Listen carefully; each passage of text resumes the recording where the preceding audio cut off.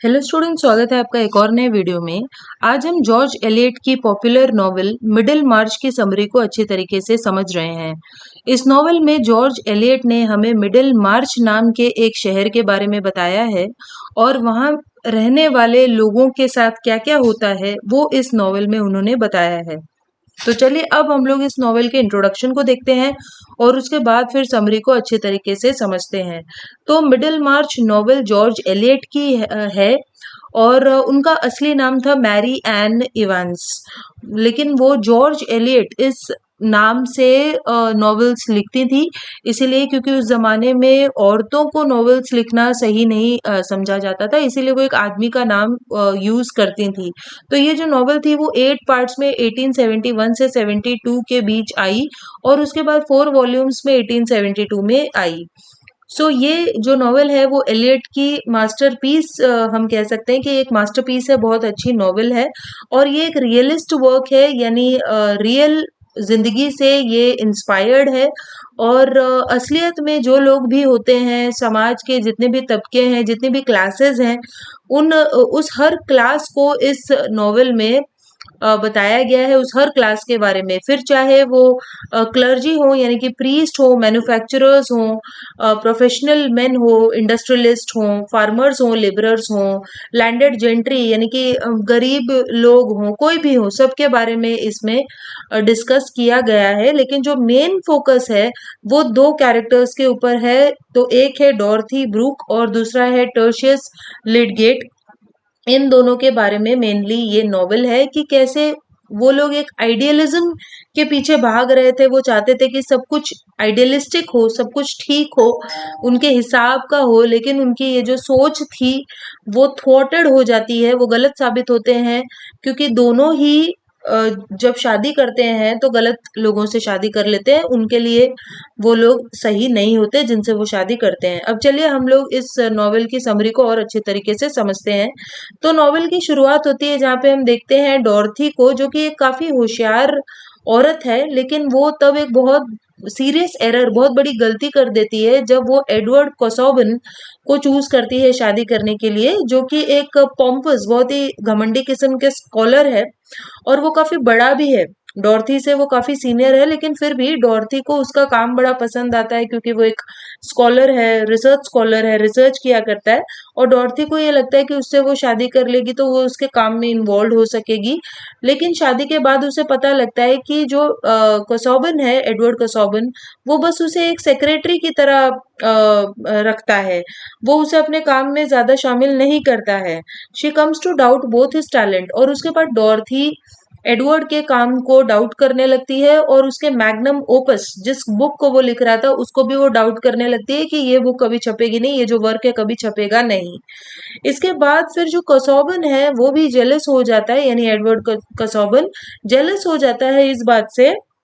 जब वो देखता है कि उसकी वाइफ डॉर्थी जो है वो उसके कजिन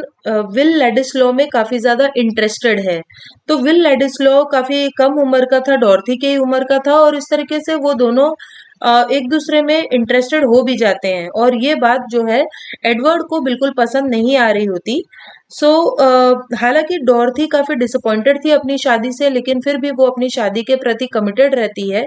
और वो अपने हस्बैंड को खुश करने की कोशिशें करती है। लेकिन जैसे ही कसौबन को एक हार्ट अटैक आता है तो वो तुरंत ही लेडिस्लो को अपने यहाँ आने से मना कर देता है क्योंकि उसे मौत का डर सताने लगता है और वो मर जाएगा तो डॉर्थी और लेडिस्लो एक दूसरे से शादी कर लेंगे, ये डर उसे सता रहा था। उसके बाद फिर कसाबन जो है वो उससे एक प्रॉमिस लेता है डॉर्थी से कि मेरे मरने के बाद भी तुम अपने इस प्रॉमिस को रखना और लेडिस्लो से शादी नहीं करना। तो वो आंसर देने में थोड़ी लेट हो जाती है, लेकिन वो डिसाइड करती है कि वो उसकी रिक्वेस्ट को मानेगी। लेकिन इसके पहले कि वो आंसर दे पाए वो मर जाता है, एडवर्ड कसौबन मर जाता है और डॉर्थी को बाद में पता चलता है कि एडवर्ड ने जो वसीयत बनाई है उसमें ये लिखा है कि अगर डॉर्थी लेडिस्लो से शादी करेगी तो उसे जायदाद से बेदखल कर दिया जाएगा, डिसइनहेरिट कर दिया जाएगा।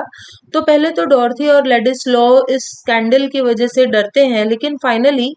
वो डिसाइड करते हैं कि वो एक दूसरे को पसंद करते हैं और इसीलिए वो शादी करेंगे और बाद में हमें दिखाया जाता है कि लेडिस्लो एक पॉलिटिशियन बन चुका है। उसके बाद हम देख पाते हैं लिडगेट की स्टोरी, जो कि एक यंग डॉक्टर है, काफी प्रोग्रेसिव, और वो मेडिसिन के बारे में बहुत पैशनेट है, और वो बहुत सारी दवाइयाँ वगैरह स्टडी कर रहा होता है, रिसर्च कर रहा होता है। और जैसे ही वो मिडिल मार्च आता है, वो रोजामंड विंसी नाम की एक लड़की के साथ इन्वॉल्व हो जाता है, और उसे ऐसा लगता है कि वो काफी पॉलिश्ड है, रिफाइंड है, अच्छे घर की है, डोसाइल है, यानी आज्ञाकारी है, और ये सारी क्वालिटीज उसे अपनी पत्नी में चाहिए थी। और रोजामंड को लगता है कि अगर वो लिडगेट से शादी कर लेगी तो वो अपनी सोशल स्टैंडिंग बढ़ा पाएगी, लेकिन वो ये रियलाइज नहीं करती है कि लिडगेट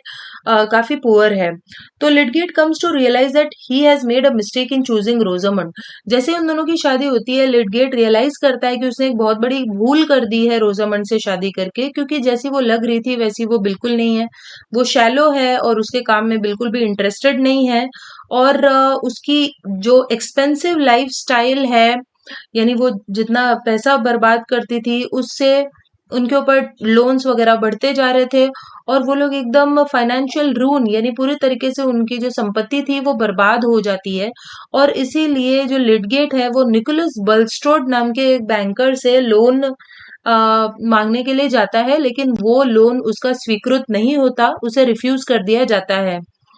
इसके बाद फिर हमें बलस्टोड की कहानी दिखाई जाती है कि उसकी लाइफ में भी बहुत सारी प्रॉब्लम्स हैं, और उसे जॉन रैफल्स नाम का एक व्यक्ति जो है ब्लैकमेल कर रहा था, क्योंकि ये जो बलस्टोड था वो बहुत ही गलत तरीके से अमीर बना था। तो उसने एक बहुत ही अमीर औरत से शादी की थी, इसीलिए ताकि